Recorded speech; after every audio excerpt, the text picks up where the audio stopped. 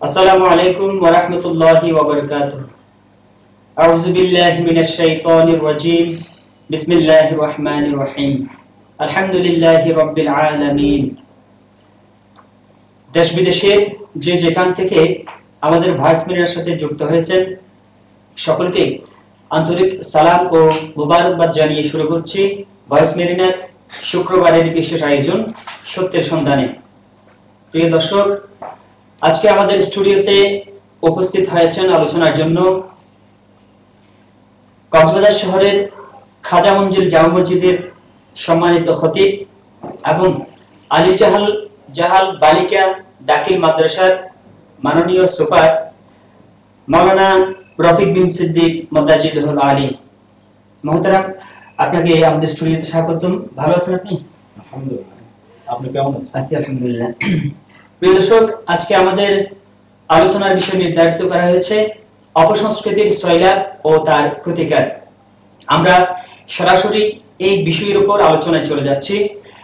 মহতারাম, সংস্কৃতি বলতে তো আমরা সকলেই বুঝি, কিন্তু অপসংস্কৃতি বলতে আমরা কি বুঝি? আলহামদুলিল্লাহ, আলহামদুলিল্লাহ রাব্বিল আলামিন, ওয়াল আকিবাতু লিল মুত্তাকিন, ওয়াসসালাতু ওয়াসসালামু আলা সাইয়্যিদিল মুরসালিন, আম্মা বা'দ। সুপ্রিয় দর্শক, শ্রোতা এবং ভয়েস মেরিনা অনলাইন টিভির কর্তৃপক্ষ আব্দুল্লাহ, নয়ন সহ সম্পৃক্ত সকলকে ধন্যবাদ জানাচ্ছি। সুপ্রিয় দর্শক, আলোচনায় প্রশ্ন আসছে অপসংস্কৃতি বলতে আমরা কি বুঝি? অপসংস্কৃতি বলতে যে বিষয়গুলো আল্লাহ কোরআন এবং রাসূলের হাদিস উৎসাহিত করেনি, এই জাতীয় কিছু বিষয় আমরা সমাজের মধ্যে সাংস্কৃতিক কালচারাল প্রোগ্রাম নামে আমরা করে যাচ্ছি প্রতিনিয়ত বিভিন্ন জায়গায় বিভিন্ন প্রোগ্রামের মাধ্যমে। এগুলো মূলত আমরা অপসংস্কৃতি বলে আমরা আখ্যায়িত করি। তো এ ব্যাপারে আল্লাহ পাক পবিত্র কোরআনের মধ্যে বলেছেন, ওয়াল্লাযীনা হুম লিফুরুজিহিম হাফিজুন, যে ওই সকল মুমিন, ওই সকল মানুষেরা সফল কাম হয়েছে যারা নিজেদের লজ্জাস্থানকে হেফাজত করেছে। এখন আমরা দেখছি যে লজ্জাস্থান হেফাজতের জন্য আল্লাহ এবং তার রাসূল বিভিন্ন জায়গায় বিভিন্নভাবে আমাদেরকে নির্দেশ দিয়েছেন, কিন্তু লজ্জাস্থান এটা প্রদর্শন করার জন্য আমরা বিভিন্নভাবে প্রোগ্রাম নিয়ে থাকি। এটা টেলিভিশনের মাধ্যমে বিভিন্ন কালচারাল প্রোগ্রামের নাম দিয়ে আমরা করে থাকি, সমাজের মধ্যে হচ্ছে দেশে এবং বিদেশে বিভিন্নভাবে।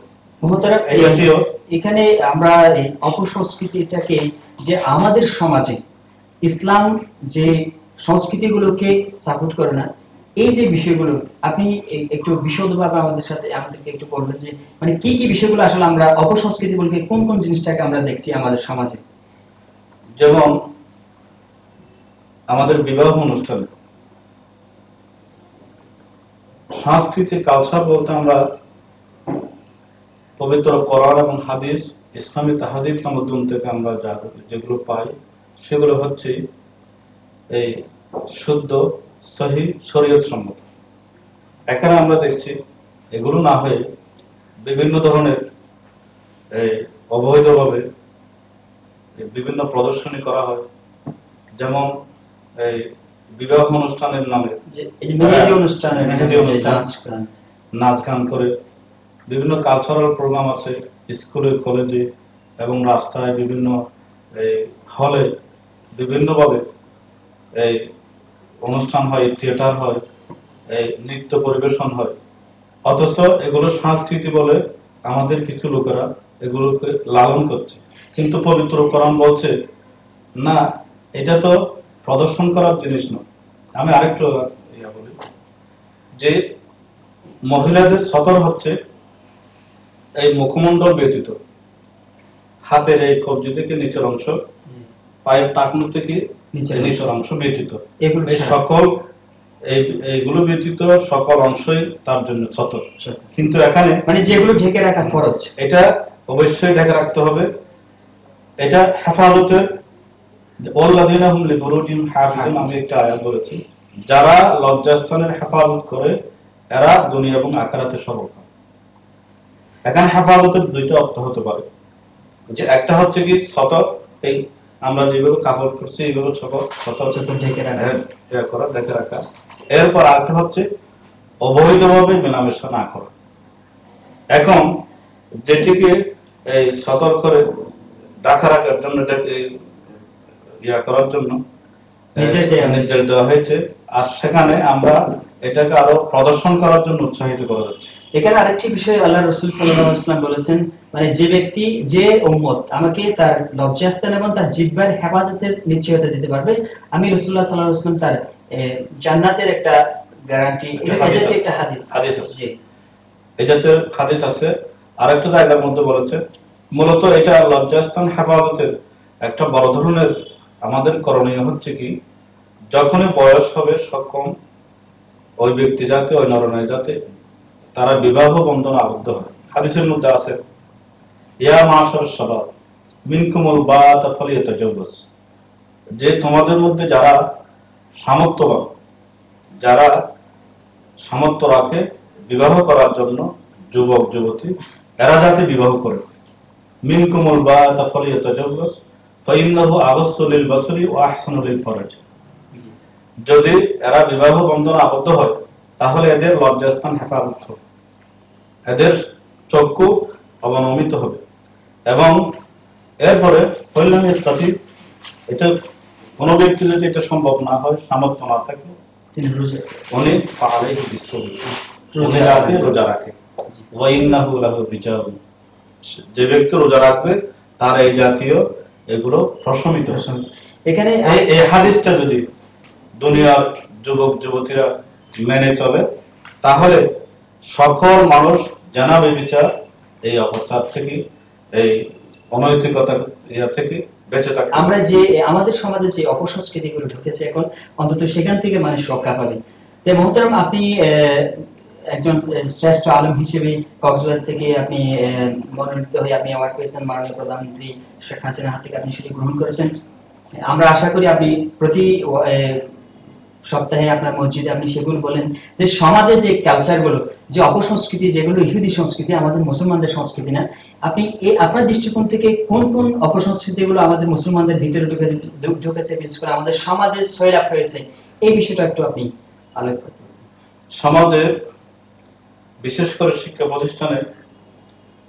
প্রতিষ্ঠানে এই অপসংস্কৃতি কিছু চর্চা করা হয়, উৎসাহিত করা হয়। স্কুল, কলেজ, ইউনিভার্সিটি, ইভেন কিছু মাদ্রাসায়ও এই জাতীয় কিছু হয় থাকে। আমাদের সকলকে ক্ষমা করুন এই জাতীয় বিষয়, যেগুলো হচ্ছে কি, যেটা আল্লাহ রাসূল আল্লাহ অনুমোদন দেন নাই এই জাতীয় বিষয়। যেমন মনে করেন মহিলাদের সতর, মহিলাদের বিভিন্ন অঙ্গ প্রত্যঙ্গ, এগুলো সতর, বুক সতর, এইগুলো স্কুলে কলেজে আমরা নৃত্য পরিবেশন এগুলো শিখাই। ইভেন এই খুব ছোট ছেলে মেয়েদেরকেও শেখানো হচ্ছে, প্রাইমারি স্কুলেও শেখানো হচ্ছে। এই যে বিষয়গুলো আমাদের সংস্কৃতি না, আপনি বলতে চাচ্ছেন সংস্কৃতি বলে এগুলো শেখানো হচ্ছে। এটা হচ্ছে কি মূলত অপসংস্কৃতি। অপসংস্কৃতি এক কথায় যেটা আল্লাহ এবং রাসূল, কোরআন এবং হাদিস, শরীয়ত অনুমতি দেয় না, এই জাতীয় সকল কার্যক্রমকে আমরা অপসংস্কৃতি বলি।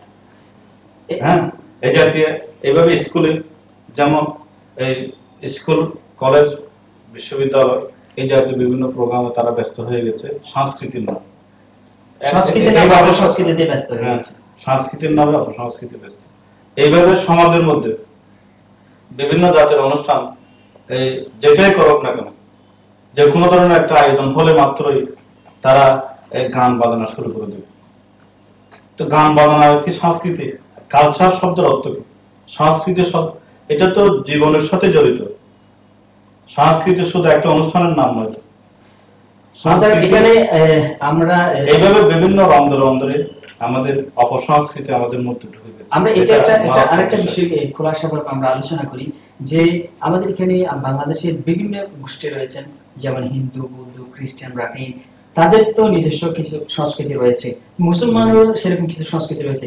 আর তা অর্থাৎ আমরা অপসংস্কৃতি বলবো মুসলমানদের ক্ষেত্রে এটাই, যেটি আমাদের আল্লাহ এবং রাসূল সাল্লাল্লাহু আলাইহি ওয়াসাল্লাম অনুমোদন দেন নাই, কোরআন এবং হাদিস যেটি নিষিদ্ধ করেছেন, অপর জাতের সেই সংস্কৃতিগুলোকে আমরা ভিতরে ঢুকালে সেটাকে আমরা অপসংস্কৃতি বলতে পারি। ওটা হলো তাদের সংস্কৃতি, তাদের জন্য সেটা সংস্কৃতি, ঠিক আছে, কিন্তু আমরা যারা মুসলমান আমাদের জন্য সেটি। হিন্দু, বৌদ্ধ, খ্রিস্টান, পৃথিবীতে যে কোনো ধরনের ধর্ম আছে, ধর্মাবলম্বী আছে, এদের অপসংস্কৃতিতে এরা ধর্মীয় কোনো বিধান নাই, কিন্তু এরা ধর্মীয় বিধান না মেনে এরা অপসংস্কৃতির মধ্যে সয়লাবের মধ্যে এরা বেসে যাচ্ছে। যেমন একটা সমীক্ষার মধ্যে আমি পেয়েছি আমাদের পার্শ্ববর্তী একটা দেশে যে প্রায় বৈদেশিক মুদ্রা প্রায় 70 ভাগ ওনারা টাকা পয়সা অর্জন করে শুধুমাত্র এই চলচ্চিত্র দিয়ে, অপসংস্কৃতি দিয়ে। সেখানে কি শুধুমাত্র এই যুবক যুবতীদের যাদের বয়স মনে করেন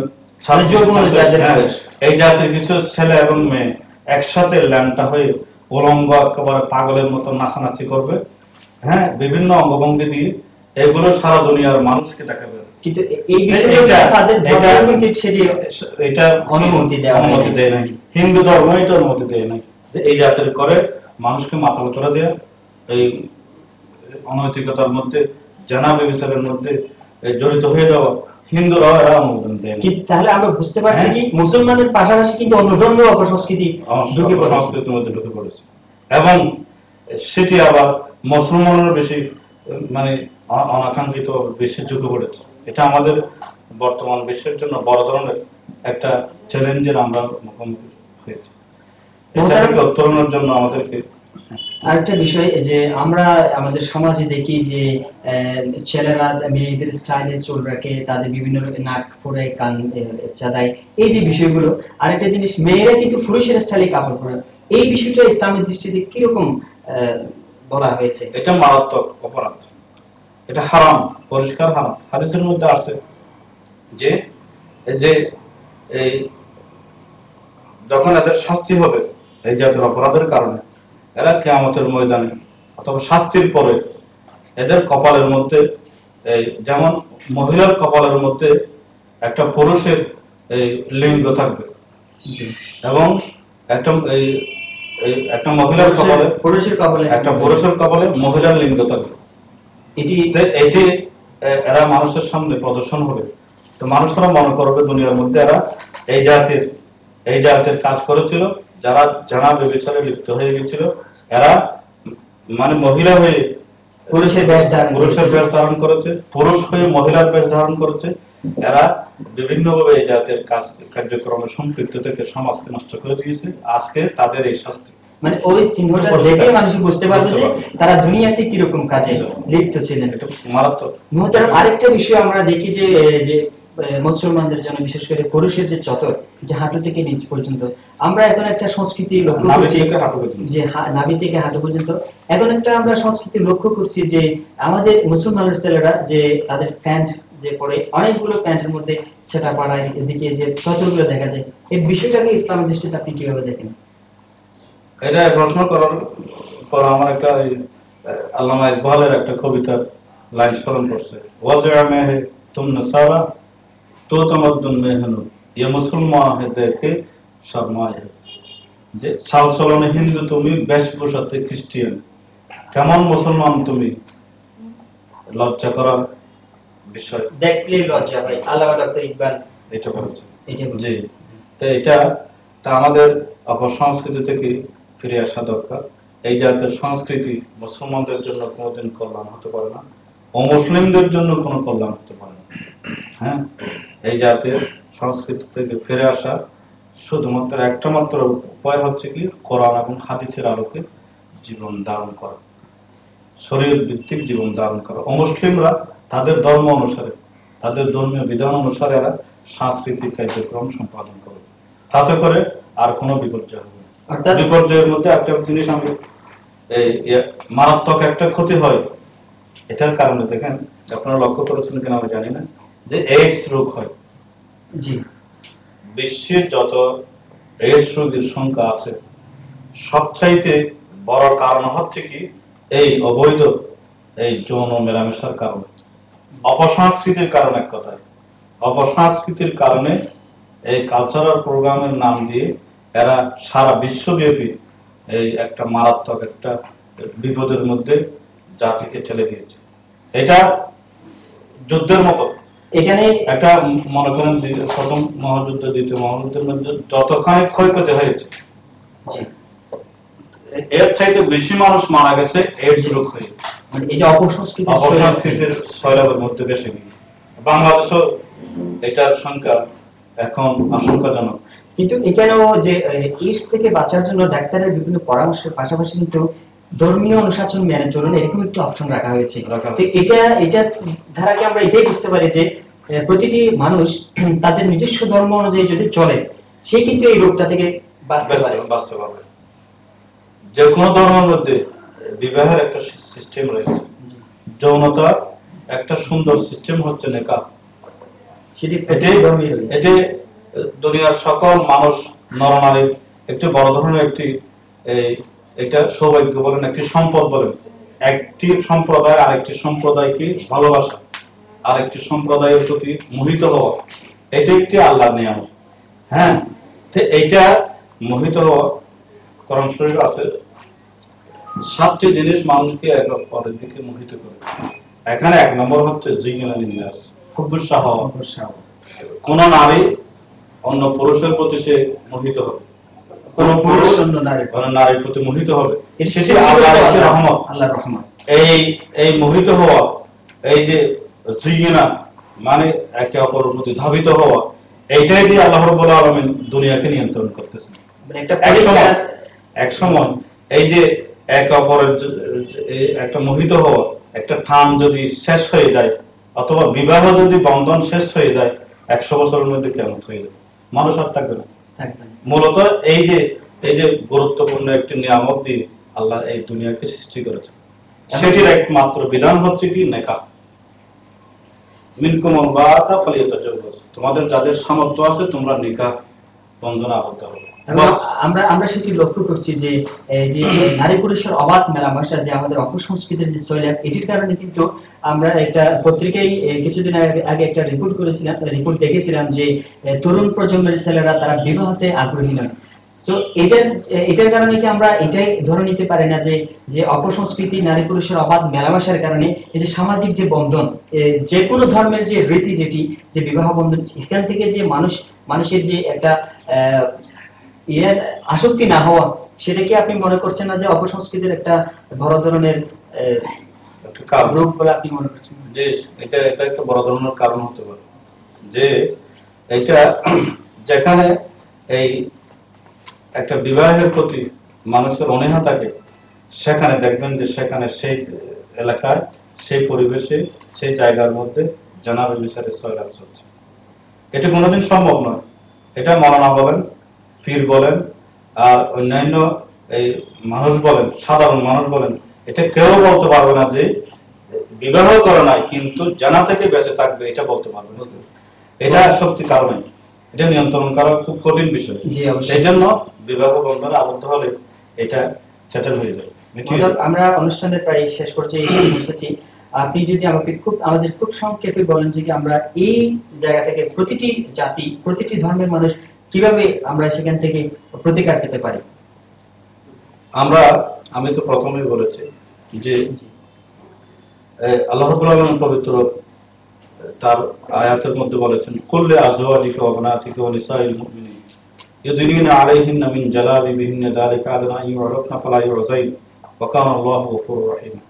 হে রাসূল, আপনি বলে দেন আপনার স্ত্রীদেরকে, আপনার মেয়েদেরকে, মুসলিম সকল মেয়েদেরকে আপনি বলে দেন, ওনারা যাতে কি করে ওনাদের চাদর দ্বারা বুকে তাদের সৌন্দর্য আবৃত করেন, তারপর সৌন্দর্য প্রদর্শন না করে। যারা এই বিধানটা মেনে চলবে, এদেরকে কোনোদিন কেউ উত্ত্যক্ত করবে না। ফালা ইউরাফনা আন ইউরাফনা ফালা ইউযাইন। হ্যাঁ, এদেরকে কোনোদিন কেউ উত্ত্যক্ত করবে না যারা এই বিধান মেনে চলবে। তখন আল্লাহু গফুরুর রহিম, এখানেই আল্লাহর রহমত রয়েছে। আমরা সেই বিধান যদি মেনে চলি, যেই হোক না কেন দুনিয়ার যে ধর্মের মানুষ হোক না কেন,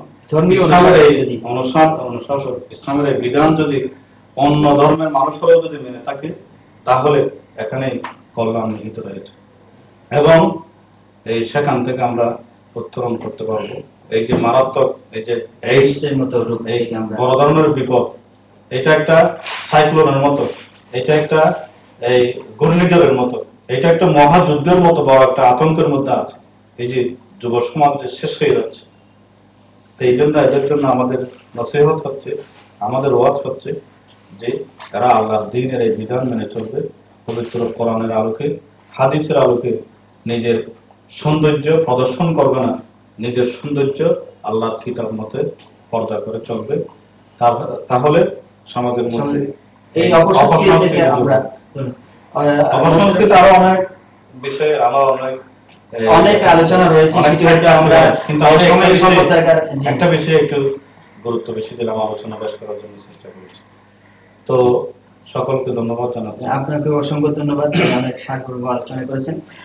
প্রিয় দর্শক, আমরা মুহতারাম মাওলানা রফিক বিন সিদ্দিকের আলোচনা আমরা বুঝতে পারলাম পৃথিবীর প্রতিটি ধর্মের মানুষ যদি তাদের ধর্মীয় অনুশাসন মেনে চলে, প্রতিটি ধর্মে অবশ্যই তাদের কিছু সংস্কৃতি রয়েছে, সেই সংস্কৃতি যদি তারা মেনে চলে, আমরা আলোচনায় বুঝতে পারলাম তারা এইডস এর মতো মারাত্মক সামাজিক যে ব্যাধি রয়েছে, এর পাশাপাশি যে সমাজের যে নৈতিকতার অবক্ষয় যে তৈরি হয়েছে সেটি থেকে রক্ষা পাবে। মহতারাম, আপনি আমাদের স্টুডিওতে এসেছেন, আমরা সেজন্য অত্যন্ত খুশি হয়েছি। আপনাকে আবারও ধন্যবাদ জানিয়ে আমাদের অনুষ্ঠান আজকে শেষ করছি। প্রিয় দর্শক, আপনারা পৃথিবীর যে কোনো প্রান্ত থেকে আমাদের সাথে যুক্ত হতে পারেন। সেজন্য আপনাকে আপনার ইন্টারনেট অপশনে গিয়ে www.voicemarina.com অর্থাৎ voicemarina.com লিখে আপনাকে চার্জ দিতে হবে। আগামী সপ্তাহে আবারও দেখা হবে শুক্রবার অন্য একটি বিষয় নিয়ে। ততক্ষণ পর্যন্ত আল্লাহ আমাদের এবং আপনাদের সকলকে ভালো রাখুন, সেই কামনায় শেষ করছি আমি আব্দুল্লাহ নয়ন। সকলকে অসংখ্য সালাম ও আবারও আন্তরিক মোবারকবাদ। ধন্যবাদ। আসসালামু আলাইকুম।